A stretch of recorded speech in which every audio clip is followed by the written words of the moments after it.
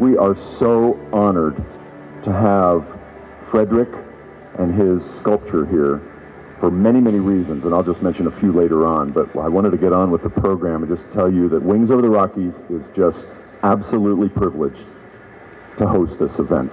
I'm going to introduce Mark Arnold, who is Fredric Arnold's son. Thank you, Mark. So a hearty welcome to everyone who came out. There are a lot of friends, a lot of family. Before I begin my remarks, I would just like to ask if we can identify any World War II veterans in the crowd who might be here today. I see 1, 2, 3, 4.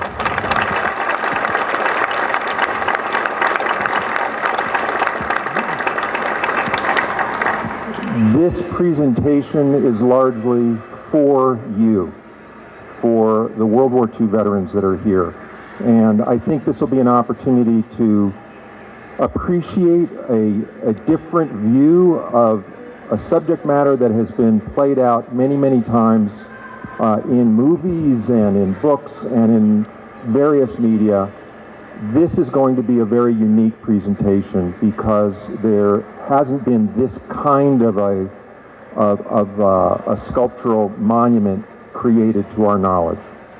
So first I want to say thank you to a great number of people. Dad is, for those people who may not know the story behind this, we may have people who have just wandered in and are very welcome to participate in this ceremony. The fact is, Dad is 94 years old. He just finished what was a 7-year effort to produce the memorial sculpture that you're going to see here. It's entitled Lest We Forget the Mission. So for those of you who may have seen some of the public announcements, this is noteworthy because you have a very elderly gentleman accomplishing something late in his life that any one of us would be proud to do. So there is that. There may be some people here who came because the unveiling of a monument, they view it as a way to connect with World War II, because there are people who are interested in that subject matter. There are some people who may be interested in art and the unveiling of a very important piece of artwork. What I'd like to do is first say that Dad did not do the project alone. He is the artist, he did create it, but it took a great number of people to create what is obviously and most obviously a monumental work of art. And among the people who played a very important role in getting this done were, of course, the many people I see here who come from Art Castings of Colorado, which is a very talented foundry up in Loveland that actually cast these bronze figures. And that in itself is an art form. And the people there, clearly, who deal with bronze sculptures every day of the week, took an enormous degree of extra care. They all got behind it and put everything they had into the physical creation of this object. On the first day that all 12 of the figures were finished and set up for the very first time, Dad walked in and the tears began to flow, and he walked around touching them, saying, "I knew these men." And all work stopped, and everyone connected with the project understood that this was a major event that they had witnessed. And I also would like to point out that Dad at 94 was not in a position to manipulate all 3,000 pounds of clay that were needed to create the 12 original sculptures. So he worked very, very closely with a wonderful artist, Sutton Betty. Could you please stand, Sutton? Yeah.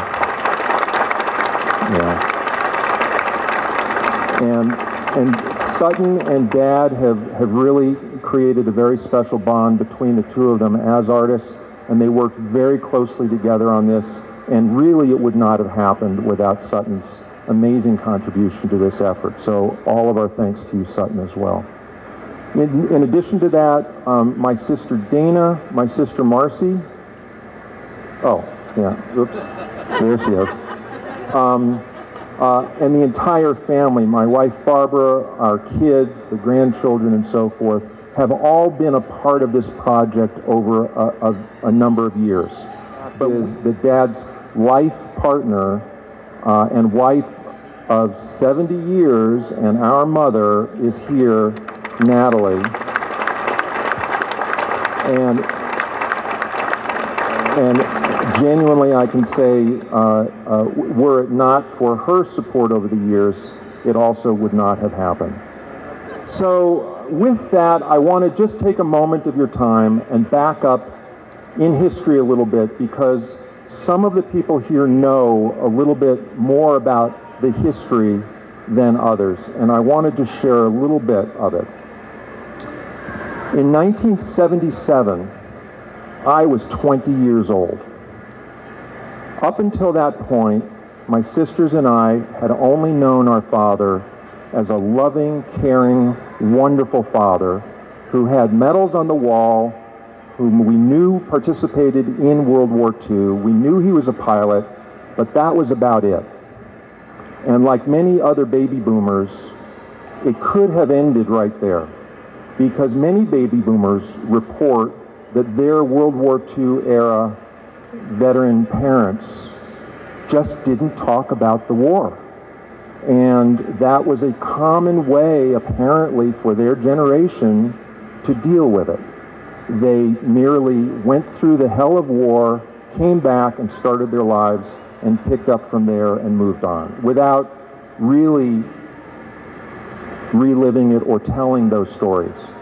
And in 77, Dad had a big problem. What we would now call PTSD kind of reared its head, and he had a real problem. His brother died, and something snapped, something triggered, and he was having a real problem dealing with memories that had been stuffed way in the back for a very long time. And he sought out therapy and was told, you need to get these stories out of your head. You need to deal with this and get it out of your head. And he sat down to write what was supposed to be a very short monologue to my sisters and to me to tell us a little bit about what really happened during the war. And instead, 2 years later, he had finished a 1,500-page manuscript, and that went on to become the best-selling book, Doorknob 5-2. And for me as a 20-year-old to learn what he had witnessed and what he had done during the war came as an unbelievable shock. There was no way I could reconcile in my mind the caring, loving, sensitive, artistic man that I know my father to be with the horrible events that he witnessed, the horrible acts that he performed in the service of our country. I just could not reconcile those two completely dissimilar notions of who the man was. And over the years, I've wrestled with that. It's now been the better part of 30 years of trying to figure that out. And the answer is, you cannot reconcile it. There is no way to imagine it. And Dad would tell you he would be the first one to tell you that Hollywood's view of the bigger than life, heroic image of warfighters who go into combat for our country and somehow vanquish the enemy and come back victorious and are somehow above all of that is a lie. He never bought into the Hollywood script, so to speak, of how men went through the war, at least the men that he knew. For him, he is always quick to say, we were not heroes.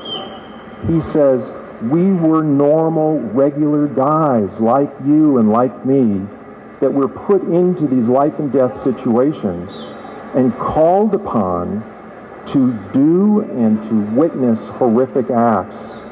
And that's the horror of the war. I mean, not only during the war, but then the aftermath, the price one pays afterwards. And he calls that the human cost of war. It's the damage that's done over time. And while I agree with Dad that his role in the war was not necessarily different from others, he was not more brave, he was not more courageous, he was not more committed than the others who were there, he was different in a very important way, and unique, I think, in a very important way, which is that for the 3 years prior to World War II, to his involvement in it, he had always been an artist from the time he was a small child.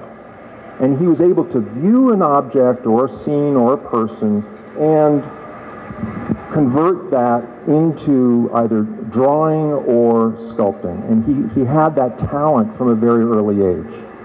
But for the 3 years prior to the war, he used that talent, and he was employed by newspapers to be a memory artist. So he cultivated a skill that at that time was very valuable. He was supporting his invalided father, and he had the job of going on behalf of the newspaper into different circumstances, investigative reporting in slaughterhouses, in courtroom reporting, and he developed and cultivated the talent of being able to, as he put it, look at a scene, close his eyes, commit that scene to memory, and then later sit down and draw it. And for 3 years, that's what he did, day after day after day, developing that particular skill. Then you take a young man like that, who is artistic and sensitive and doesn't want to hurt a fly, and you put him into combat. And what, unfortunately, before the war was a valuable skill really became almost a curse, because he went through the same things that the other young men went through, but he was a human camera. He was recording what he saw, and he was plagued by those images, and that really informed who he became as an adult. And for me, and I think for my sisters, to realize that the kind and gentle man that we knew was actually carrying that kind of a burden in his mind was a very sad and very, very important part of our knowledge of what he had been through. So I just want to give you that insight about what took place and who he is and why he was able to do this. So when we unveil the sculpture in a few minutes, what you're going to see is a three-dimensional manifestation of not just 12 individual figures, but you're going to see, because we've been around through the process of creating this, a three-dimensional manifestation of hundreds and hundreds of images that have plagued him for now the better part of 70 years. So this is much more than just an unveiling of a monument. And as you'll see in the short video that we're going to play, this really stemmed from a vow that Dad made to another survivor of the war when, as you'll see, he went into combat with 13 other people. And only he and one other person came out of combat. 12 of the 14 were killed. I cannot fathom that. I cannot fathom that. I suspect, I mean, when I try to come up with an analogy for myself, I think, well, what if I were among my classmates at 19 or 20 years old, maybe high school, maybe just starting college, and 13 buddies and I get involved in some kind of a natural disaster or something, and we're trying to evade some life-threatening tornado or something. And first one drops, and then another drops, and another drops, and through their deaths, I'm somehow outpacing this risk that's chasing us. How would I feel if I came out the other side having lost 12 of my buddies and it would be, I'm sure, a combination of guilt and gratitude of a profound nature. So I'm not inside Dad's head, but these are the things I imagine may have gone on and may have been a part of his motivation to finally do something to honor not just the 12. These symbolize the vast number of young soldiers who were killed in World War II. And the family and I could not be more proud of the work that he's done. So I'm going to now turn it back over to Mark, and thank you very much. I just wanted to share that with you. Thank you, Mark. You did a wonderful, wonderful job. And Fredric, as I was listening to your wonderful son's words, it took me back to 1970 when I was an 18-year-old at the Air Force Academy and trying to reconcile how we were getting ready to go to the Vietnam War. And a wise man down there told me once that war is horrible. It's the worst thing in the whole world, except for not being willing to stand up and fight for what you know is right. Thank you. We know that some gave all gave some, but Fredric, you gave some, but now you're giving so much more for those that made the ultimate sacrifice and gave all. And now we're going to see a 13-minute film that tells your story.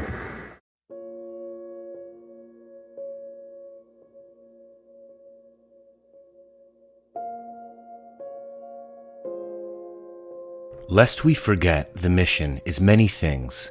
It is a monumental work of art by a talented artist of more than 90 years of age. It is a personal tribute to the artist's fallen comrades. It is an educational work that allows current and future generations to immerse themselves in the daily life of World War II airmen. But most of all, it is a unique monument dedicated to the memory of more than 88,000 airmen killed in World War II. During the war, mission planners at headquarters decided how best to deploy forces and created specific mission plans to be executed by the crews of fighters and bombers. The sculpture before you depicts a scene that was replayed countless times in every theater of the war. The squadron leader stands before the map and describes the mission objective given to him by headquarters. The briefing typically occurs at dark 30, well before sunrise. The origin of this monument began more than 70 years ago.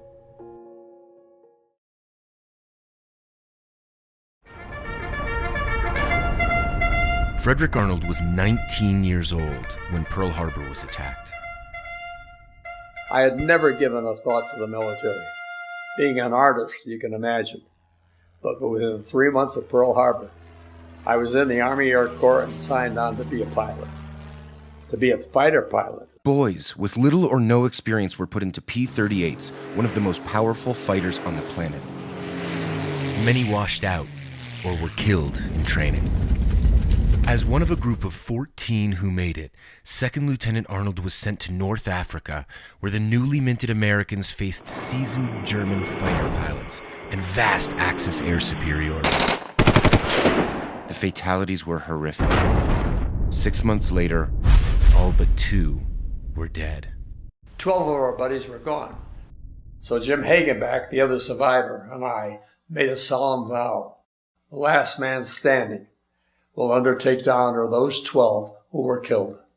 Initially, pilots were told they needed to fly 25 missions. On his 22nd mission, with 3 to go before returning to the U.S., the Air Corps, to cover the staggering losses, bumped the required missions up to 50. I never thought I'd make it home.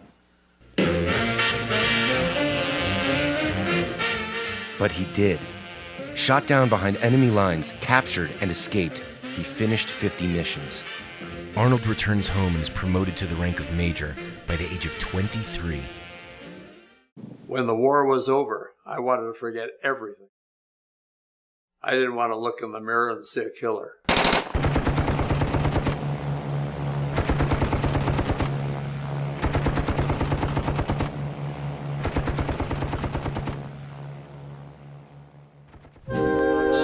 Like most returning soldiers, he was eager to restart his life, get married, and raise a family. Major Arnold, now retired, resumed his career as an artist, painting and sculpting. Then, in 1998, it was more than 30 years after the war, and Jim Hagenbeck, the other survivor, was dying. I rushed to the hospital. We said goodbye. Then he said, "Don't forget our promise. Now it's up to you." I said, "Hey, Jim, I promise," but frankly, I didn't have the slightest idea what to do. through the years, he sought to honor his vow through several art projects. Then, in 2012, Major Arnold conceived of a challenging sculpture that would show 12 airmen, each with their own story. He started by creating what sculptors call a maquette, a small version of the work. To enlarge the sculpture to life size, however, would be a Herculean task. So at the age of 90, he was now, once more, a man on a mission. Over the next 3 years, Fredric Arnold, assisted by fellow artist Sutton Betty, sculpted more than 3,000 pounds of clay into the 12 life-size figures that would ultimately comprise the finished sculpture. This first completed sculpture I call Teenager. We were all so young back then.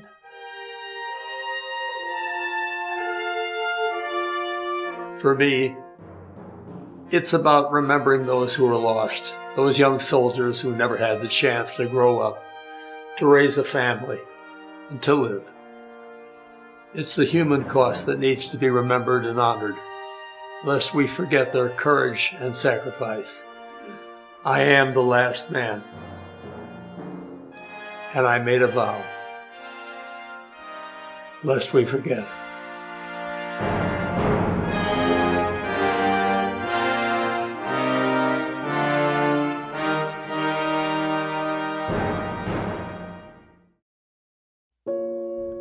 12 young pilots prepare for the day's mission. Seen here as they were originally sculpted in clay, the figures portrayed in the sculpture do not correspond to 12 specific men. Each represents a composite archetype created by the artist from his memory of many individuals encountered during the war. Each carries a nickname that captures an essential message embodied in each.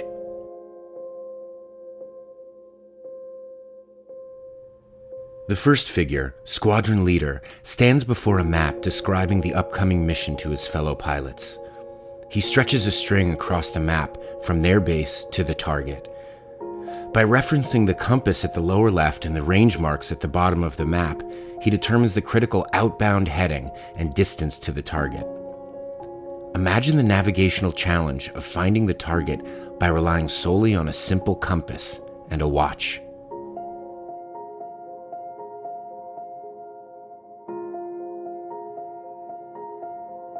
Leaning forward, his right arm resting on his knee, Teenager represents the vast number of young men who rushed to join the military following the bombing of Pearl Harbor.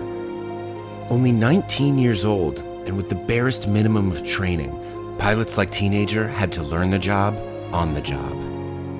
He pays attention to every word being spoken at the briefing, since his very life depends on doing everything right during the day's mission.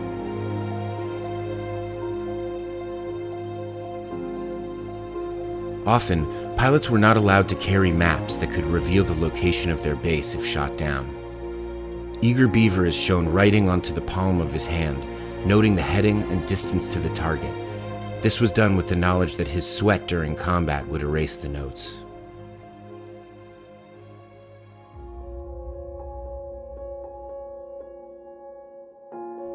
With a skeptical expression on his face and a cigarette in his hand, Lucky Strike represents a more experienced airman, listening to the briefing but not entirely buying it. Reports that the weather would be good or enemy defenses would be weak had proven unreliable in the past, and now he exhibits a healthy skepticism. For this pilot, the adage that no battle plan survives contact with the enemy has proven correct too many times.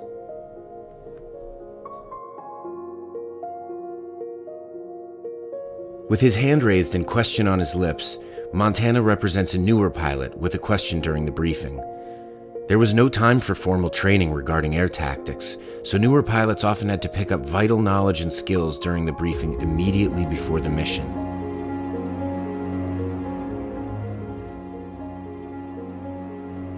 Glancing at his watch, Speed verifies its accuracy. He reminds us that mission success in the time of World War II depended on precise coordination. Squadrons of fighters and bombers were only able to rendezvous by accurate synchronized timing. It was imperative for all pilots to match their wind-up wristwatches before each mission.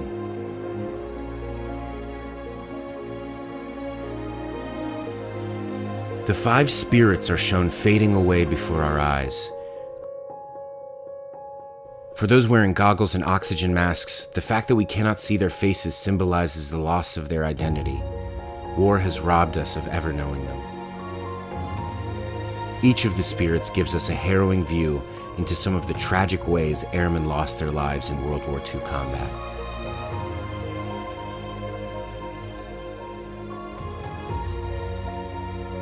Frenchie depicts the spirit of a pilot killed in combat the day before, his hands resting on the shoulders of his fellow airmen. Gently touching his comrades signifies a bond that cannot be broken, even by death.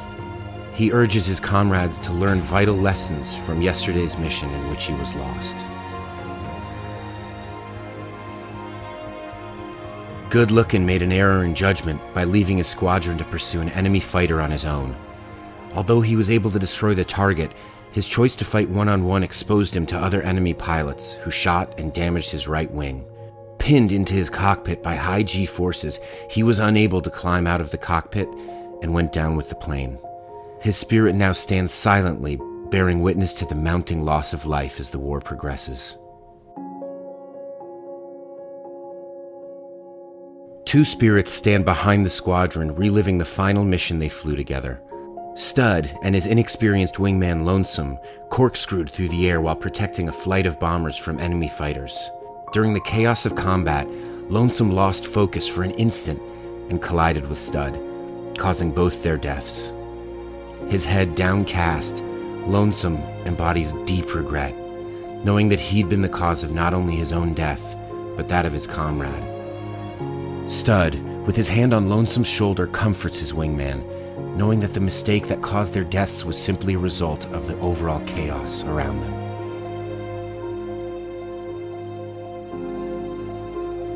Tail End Charlie was a term given to the last airplane in a formation. This position was the highest risk and was typically occupied by the newest members of the squadron. Kneeling beside the other pilots, we see Tail End Charlie. In spite of limited training and no prior combat experience, he found himself at treetop height, flying along at 400 miles an hour, trying to follow his element leader while dodging enemy fighters and ground fire.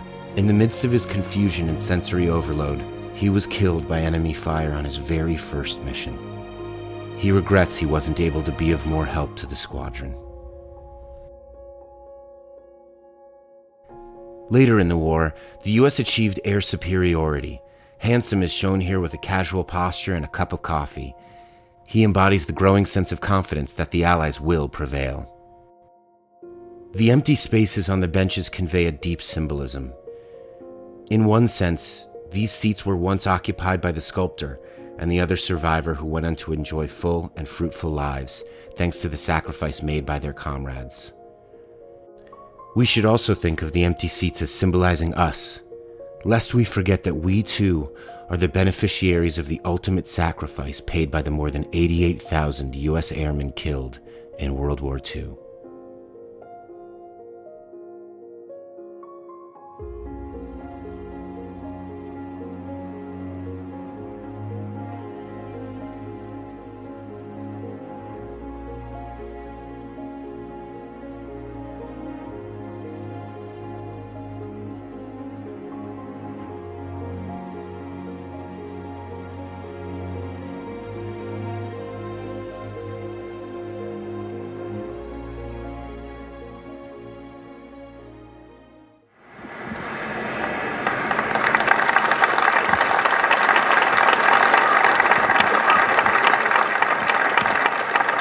Thank you very much. While the significance of the sculpture and the content of the sculpture focuses our attention rearward, looking back on World War II, I think on behalf of Dad, I'd like to also point out that the relevance of this sculpture is as fresh today as it was then. And as his quote on the wall says, "May the peoples of the world learn to resolve their differences peacefully." This is a sincere hope that the world never resorts to world war again. So this entire exercise is intended not only to honor the World War II participants and victims, but also all veterans of all wars, including those who are serving our country today and those who may serve our country in the future. This is about the true human cost of war and his personal wish that other generations do not have to pay the price that his generation did. So with that, I'll turn it back to Mark. Okay, for the first public viewing of this piece of artwork, I'd like to ask Natalie and Fredric's grandchildren to come up and do the unveiling. So first, those figures that are shown still alive. Squadron leader.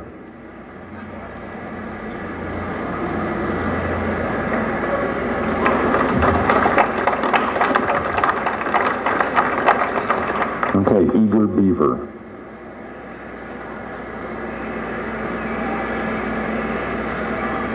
And then handsome.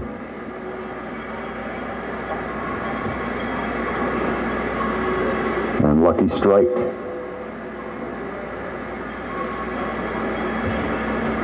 And teenager. Montana. And speed. And now the five spirits. Tail end Charlie. Frenchie. Stud. Lonesome. And good looking. Okay, and please join me in a moment of silence as we honor those who have given the ultimate sacrifice.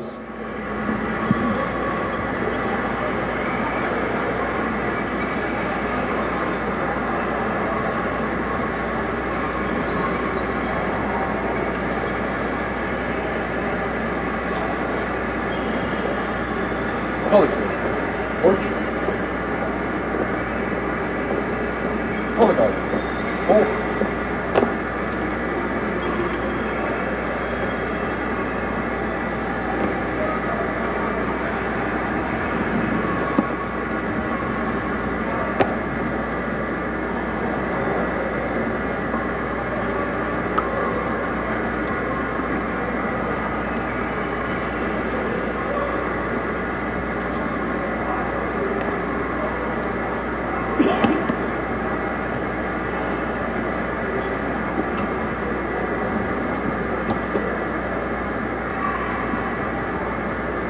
Mark time. Orange. Left wheel. Orange.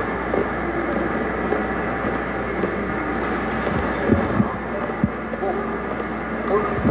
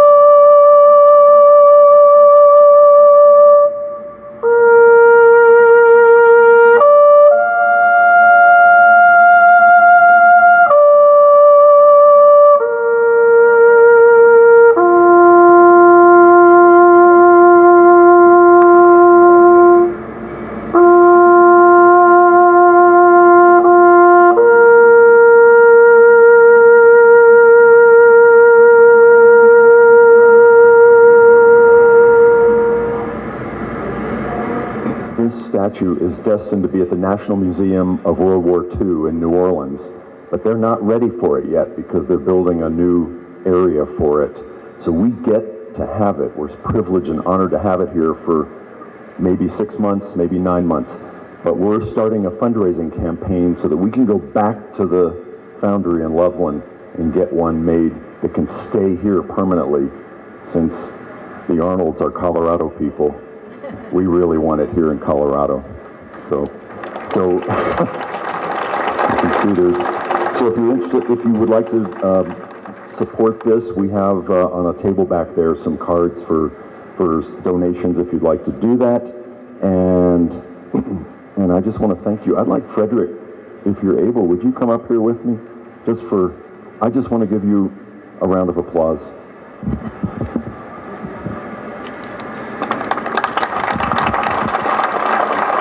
Fredric Arnold, a national treasure for America.